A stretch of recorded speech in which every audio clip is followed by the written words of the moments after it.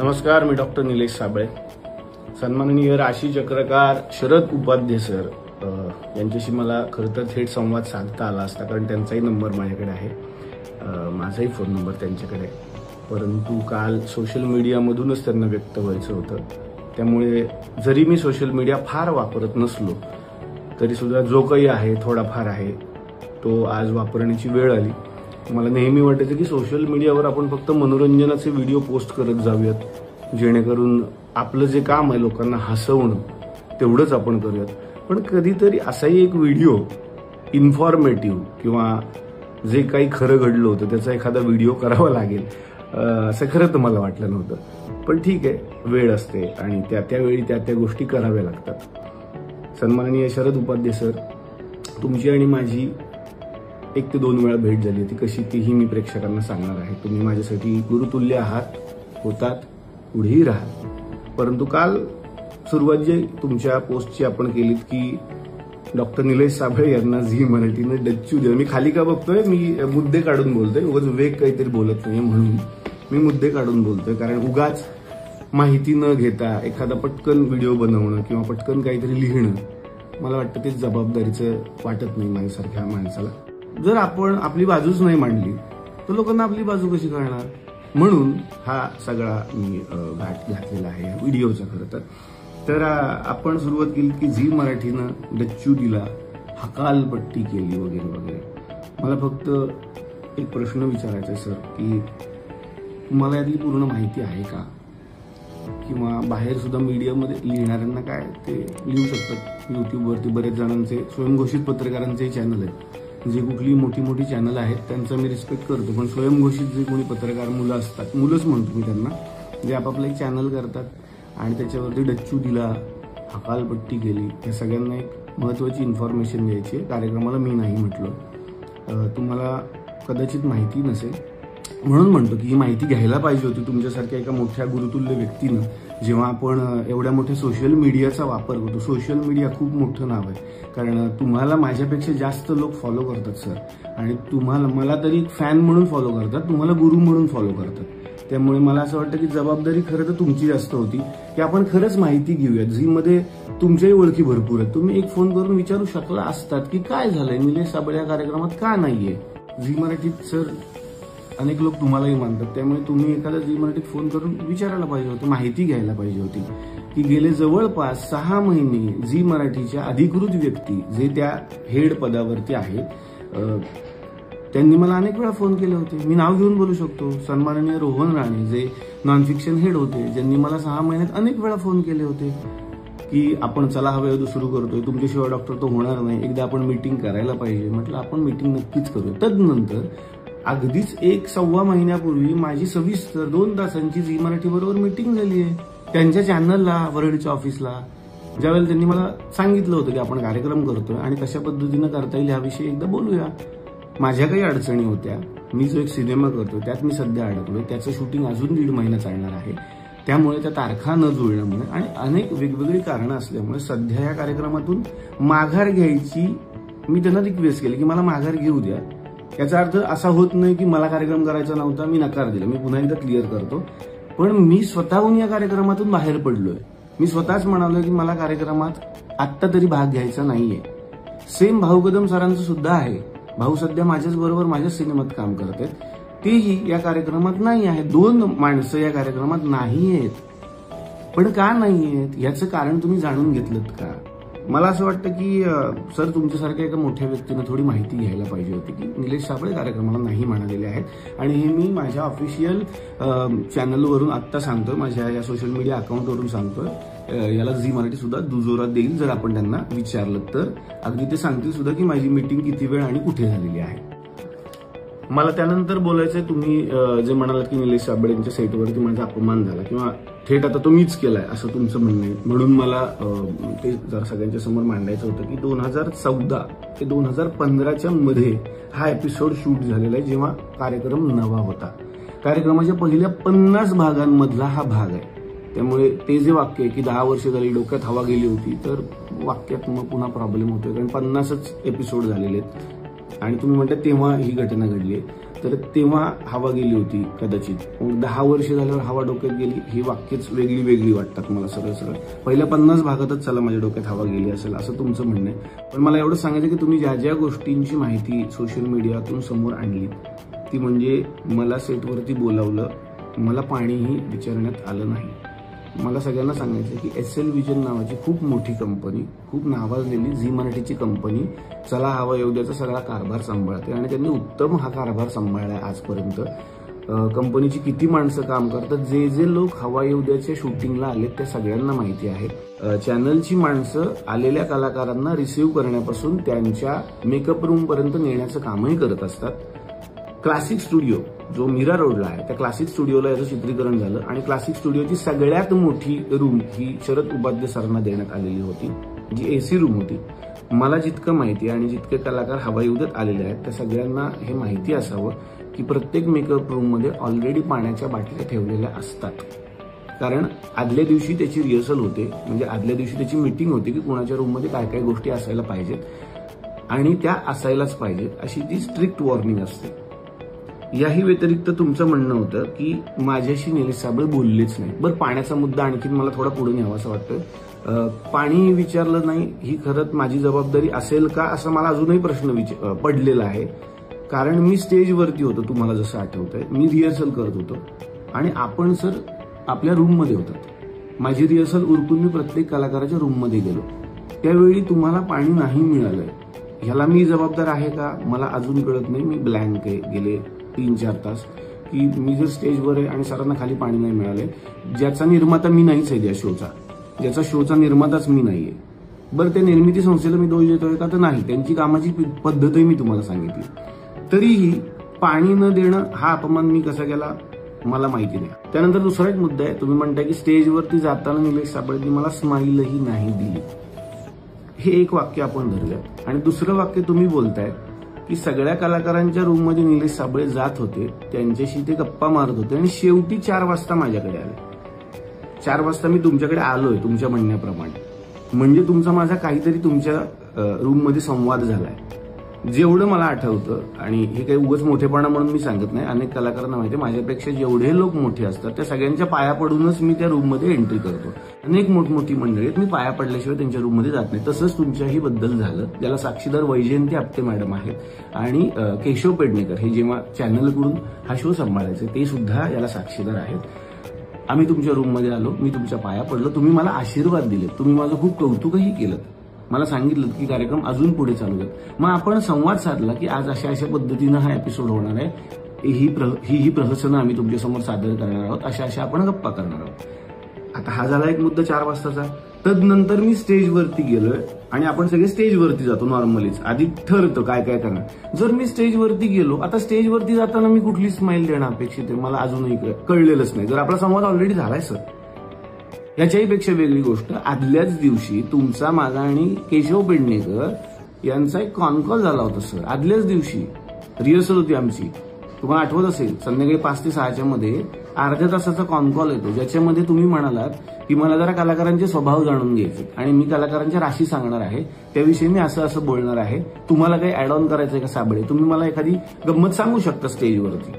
हा एक खूप हसत खेळत आपला संवाद झाला होता, ज्यात तुम्ही काही मला जोक्स पण सांगितले होते. मी पण सांगितलं की भाऊ कदम यांच्याविषयी तुम्ही जरा गंमत करा, अमुक कलाकाराविषयी ही गंमत तुम्ही सांगू शकता. हा एक हसत खेळत संवाद आदल्या दिवशी 1 तासाचा झालाय की आपला, म्हणजे आपली अजिबातच ओळख नव्हती असंही नव्हतं आणि खरंच झालाय हा संवाद, तुम्हाला आठवतही असेल. तदनंतर तुम्ही म्हणताय की माझ्या रूममध्ये आलेच नाहीत, शेवटी 4 वाजता आलेत, इतर कलाकारांच्या रूममध्ये गप्पा मारत बसले होते. तर इतर कलाकार त्यांच्याबरोबर कोण होते हेही मला सोशल मीडियात सांगायचंय.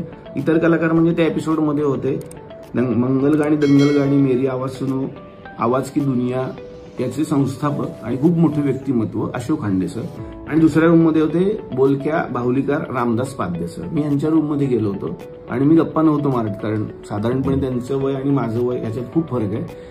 पण रामदास पाध्ये सर आजच्या या कार्यक्रमात काय काय सादरीकरण करणार आहेत हे मला ते सांगत होते. त्यांनी परदेशातून काही नवीन बाहुले आणलेले आहेत, त्याविषयी ते मला माहिती देत होते, जी की घेणं मला गरजेचं आहे, कारण आपला संवाद आदल्या दिवशी झालाय, तुम्ही काय काय सादर करणार आहात. रामदास पाध्ये सर त्याच दिवशी आल्या कारणानं आणि त्यांच्याशी आदल्या दिवशी माझा संवाद झालेला नाहीये, ते मला सांगत होते की दिग्दर्शक म्हणून हे तुला पटतंय का बघ, की आणखी ते ऍड ऑन करूयात. सेम अशोक खंडे सरांनी त्यांचा एक मोठा ताफा आणलेला होता, जे की गाणार होते, नृत्य करणार होते आणि ते रात्री शूटिंग वेगळं होणार होतं आपल्या गप्पांनंतर. तर ते सांगत होते कुठली कुठली गाणी आपण यामध्ये घेऊ शकतो, कुठल्या कुठल्या गोष्टी आपण सादर करू शकतो. साधारणपणे सर, जेव्हा दिग्दर्शकीय धुरा सांभाळायची असते, प्रत्येकाला माझ्या पद्धतीने वेळ देणं जेवढा शक्य होता, गरजेचा होता, तेवढा मी आतापर्यंत अवयवदान दिलेला आहे. त्यानंतर एक महत्वाचा मुद्दा तुम्ही लिहिलाय की कार्यक्रमात 15 मिनिटातच भराभर माझं काम उरकण्यात आलं. तर तसं होत नाही सर, हे सगळ्यांना माहिती आहे. कार्यक्रमात रोल जो टाइम असतो आमचा, तो कमीत कमी 2-2.5 तासांचा असतो. प्रेक्षकांच्या समोर एपिसोड 45 मिनिटांचा जातो, पण त्याच्यासाठी रोल 2 तास होतो हा कार्यक्रम. आणि अगदीच हे सिद्धच करायचं झालं तर झी मराठीशी तुम्ही संवाद साधू शकता की त्या दिवशी कार्यक्रम किती वेळ रोल झाला होता. 2 तास हा रोल होतो. आणि जे लोक कार्यक्रमात आलेले आहेत त्या सगळ्यांना माहिती, प्रेक्षक म्हणून जे लोक आले त्यांनाही माहिती आहे की कार्यक्रम किती वेळ रोल होतो. सर, प्रत्येक कलाकाराला आपापला मुद्दा मांडण्यासाठी आणि आपली कला सादर करण्यासाठी भरपूर वेळ कार्यक्रमात दिला जातो. त्यानंतरचा तुमचा असा मुद्दा आहे की तरी गप्पा जेव्हा सुरू झाल्या, इतरच कलाकार जास्त बोलत होते, मला बोलायला मिळालं नाही. समजा इतर कलाकार कोण आहेत पुन्हा बघूयात. सन्माननीय अशोक खंडे सर, सन्माननीय रामदास पाध्ये सर. जेव्हा मी एखाद्या गुरुतुल्य व्यक्तीला प्रश्न विचारतो तेव्हा त्यांनी काय उत्तर द्यायची हे मी नाही ठरवू शकत सर. त्यांनी किती वेळ बोलायचं, त्यांचा अनुभव त्यांनी किती वेळ सांगायचा, हे ती व्यक्ती ठरवते. ह्या दोन्ही व्यक्ती माझ्यासाठी जितके तुम्ही मोठे आहात तितक्याच याही 2 व्यक्ती माझ्यासाठी मोठ्या आहेत. तुम्ही कमी बोला सर, तुम्ही जास्त बोला सर, असं मी कसं करू शकतो? आणि यातून त्यांच्या जास्त बोलण्यातून तुमचा कसा अपमान होतोय मला अजून नाही कळलं. तर ही घटना 2014 ते 15 मधली हा एपिसोड. आणि त्यानंतर आता 2025 म्हणजे 10 वर्षांनंतर तुम्ही सोशल मीडियावर लोकांच्या समोर हा मुद्दा मांडला. पण मला प्रेक्षकांना सांगायचं, यानंतर सुद्धा शरद उपाध्ये सर आणि माझी एक चांगली भेट झालेली आहे, ती आता मी तुमच्यासमोर सांगतो. ज्येष्ठ अभिनेत्री निर्मितीताई सावंत यांच्या मुलाचं म्हणजे अभिनयचं लग्न होतं आणि त्या लग्नामध्ये आम्ही दोघे एकत्र भेटलो. सर, तुम्हाला आठवत असेल, एकाच टेबलवरती शरद उपाध्ये सर आणि मी, आपण दोघेच बसलो होतो. तुमच्या सुविद्य पत्नी होत्या आणि माझी बायको शेजारी बसली होती. आपण चौघं त्या टेबलवरती बसलो, बाकी कोणी नव्हतं. एक राऊंड टेबल होता आणि जवळपास 2 ते 2.5 तास आपण जेवण केलं, आपण सगळ्या गप्पा मारल्या.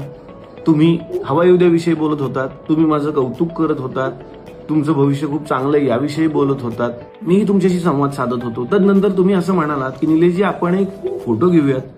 तुमच्या मोबाईलमध्ये आपला एक फोटो सुद्धा आहे आपल्या सगळ्या फॅमिलीचा. याला प्रूफ म्हणून अभिनयच्या लग्नातले जर फोटो मी मागवले तर आपल्याला तोही फोटो सापडेल, आपण एका टेबलवरती बसलेला. कारण बऱ्याच वेळेला फोटोग्राफी झाली. आणखीन प्रूफ म्हणून निर्मितीताई सावंत स्वतः त्या टेबलपर्यंत आल्या होत्या आणि त्यांनी विचारलं होतं तुमचं जेवण व्यवस्थित चाललंय का वगैरे वगैरे. मला असं वाटतं की ह्या सगळ्या गोष्टी ज्या घडून गेल्यात ह्या का आपण लोकांच्या समोर मांडायच्या, पण ती वेळ आता आली म्हणून मला त्या गोष्टी मांडायच्या होत्या. माझा प्रश्न एवढा, जर 2.5 तास आपण दोघे एकत्र संवाद साधत होतो 2017ला, तर तेव्हा तुम्ही हा मुद्दा का मांडला नाहीत की निलेशजी 2015च्या कार्यक्रमात मी तुमच्याकडे आलो होतो, अशा घटना घडल्या, मला तुमचा राग आलाय किंवा मला वाईट वाटलं, मी तुमची माफी मागितली असती त्या क्षणाला. माझं हेच म्हणणं आहे की याच्यासाठी सोशल मीडियावरच तुम्हाला यायचं होतं, म्हणून मीही सोशल मीडियातून व्यक्त झालेलो आहे. त्यानंतर तुम्ही असं लिहिलंय, वडीलधाऱ्या अधिकाऱ्यानं मी निलेश साबळेंना काही सांगण्याचा प्रयत्नही केला. मला असं वाटतं की माझ्या वडिलांचा आणि माझा जर काही विसंवाद झाला तर ते सोशल मीडिया नाहीत वापरत सर. ते थेट मला फोन करतात किंवा मला झाडतात किंवा मला थेट बोलतात की हे तुझं चुकलेलं आहे, कारण तुम्हाला तो अधिकार आहे, तुम्ही मोठी माणसं आहात. सोशल मीडिया जेव्हा आपण व्यक्त होण्यासाठी सतत वापरतोय तेव्हा मला वाटतं त्याला एक वेगळा वास येतो. तर माझी तुमच्याविषयीची जी एक भावना आहे, जी एक इमेज आहे, ती आजपर्यंत खूप मोठी आहे. मी नेहमी सांगतो की कॉलेजला असल्यापासून मी तुमचा फॅन आहे. मी तुमच्या अनेक सीडीज माझ्या घरी आणून पाहायचो, ज्या एव्हरेस्टच्या आहेत, हेही सांगतो, ज्या एव्हरेस्ट कंपनी वगैरे सगळं मला पाठ आहे. राशीचक्रच्या सगळ्या सीडीज माझ्या घरी आहेत, मी ते ऐकतो, अजूनही पाहतो, अजूनही तोच रिस्पेक्ट आहे, कारण तुम्ही तुमच्या क्षेत्रामध्ये खूप मोठं काम केलेलं आहे सर आणि करत आहात. मला खूप छान वाटतं जेव्हा तुम्ही मिश्किल पद्धतीनं सगळ्या राशी सांगता, मला फार छान वाटतं ते. मी तुमचा फॅन आहेच, मी आयुष्यभर राहीन सर, पण मला तुम्ही हे कराल असं कधीच वाटलं नव्हतं, पुढेही नाही वाटणार. मी आज तुमच्यासमोर हे सगळं घेऊन का आलो, कारण हे एकदा झालं असतं तर मी सोडूनही दिलं असतं, कारण हे एकदा नाही, ही तिसरी वेळ आहे सर. 6 वर्षापूर्वीची तुमची अशीच एक पोस्ट आहे, त्यातही मला काही कळत नाही. 6 वर्षापूर्वी तुम्ही एक पोस्ट केलेली आहे जी सापडेल तुम्हाला सोशल मीडियावरती, अशीच की हे सगळे कलाकार आहेत, हे सगळे कलाकार इतके छान आहेत, तरी पण एका चुकीच्या भंगारवाल्याच्या हातात हे सगळे कलाकार लागले आणि मग हिऱ्यांचा कसा प्रॉब्लेम झाला. हिरे तर खरं तर पारख्यांच्या हातात जायला पाहिजे होते, पण भंगारवाल्याच्या हातात हिरे आल्यावर काय होतं, ही एक वेगळी तुम्ही छान पोस्ट लिहिली होती, तेव्हाही मी दुर्लक्ष केलं. म्हटलं मोठी व्यक्ती आपण रिॲक्ट होणं चुकीचं आहे. तो त्यांचा एक मुद्दा असू शकतो, त्यांची एक भावना असू शकतो, ज्याचा मी रिस्पेक्ट केला पाहिजे. पण 6 वर्षापूर्वीच्या त्या पोस्टमध्येही हा अपमान नाहीये सर.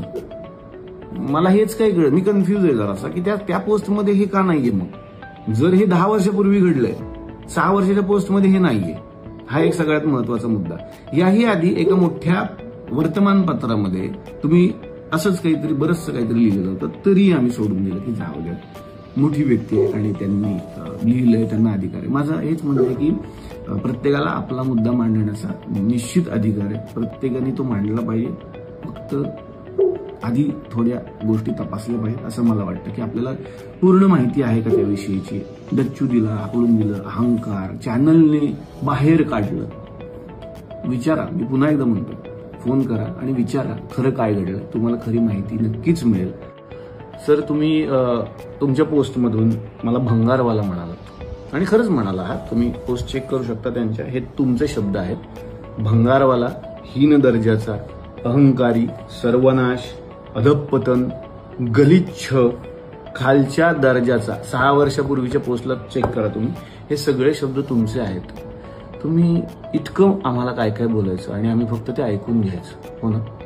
चला, अभयदेचं नवीन पर्व सुरू होत आहे आणि याच्यामध्ये अभिजित खांडकेकर सूत्रसंचालन करतायत, हे मला माहिती आहे सर. आणि अभिजित हा माझा खूप चांगला मित्र आहे. आमची सुरुवात एकाच कार्यक्रमातून झीच्याच मंचावरून झालेली आहे, त्यामुळे अभिजित हा माझा खूप चांगला मित्र आहे. हा चांगला, तो चांगला, हे सगळं वातावरण आपल्याला करायचंच नाही. अभिजित हा माझ्याहीपेक्षा चांगला अँकर आहे आणि त्याला माझ्या सल्ल्याची अजिबात कधीच गरज नाही असं मला वाटतं. आमची खूप उत्तम मैत्री आणि ती पुढेही राहील. तर चला, अभयदेच्या सगळ्याच कलाकारांना आणि झी मराठी वाहिनीला या नवीन पर्वासाठी माझ्या मनापासून शुभेच्छा आहेत, कारण हा कार्यक्रम काही झालं तरी माझ्या इथला आहे. तर मला एवढंच म्हणायचं शेवटी की 10 वर्षांपूर्वी जर एखादी घटना घडलेली आहे आणि 10 वर्षानंतर ना मी तुमच्याविषयी काही वाईट बोललोय, ना मी तुमच्याविषयी काही वाईट पोस्ट केली आहे, ना मी तुमच्या कलेविषयी काही बोललोय, ना मी तुमच्या शेजारी राहतो, ना मी तुम्हाला कसला त्रास देतोय. मी माझं एक छोटंसं काम करतोय माझ्या आयुष्यात. मग हे सगळं 10 वर्षांनंतर पुन्हा पुन्हा का, हा एक माझा अगदी म्हणजे हा बाळबोध वाटू शकतो प्रश्न. पण हे असं का आहे? जर एखाद्या घटनेला 10 वर्ष झालेली आहेत, तुमचं वय, माझं वय, काही कम्पॅरिझनच होऊ शकत नाही या सगळ्या गोष्टींचं. तुमचा व्यवसाय वेगळा आहे, माझा व्यवसाय वेगळा आहे, तरी सुद्धा हे का, असा एक माझ्या बालमनाला पडलेला प्रश्न आहे सर.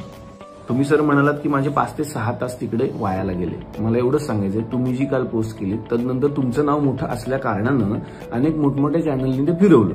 तदनंतर मला अनेक लोकांचे फोन आले, मला कमीत कमी 100 ते 150 लोकांचे फोन आले, ज्याच्यावरती मी प्रत्येकाला सांगतो की नाही रे, ती व्यक्ती मोठी आहे, त्यांना ते बोलण्याचा अधिकार आहे. नाही रे, ती व्यक्ती मोठी आहे, त्यांना ते बोलण्याचा अधिकार आहे. याच्यात सर माझे 6 तास काल वायाला गेले.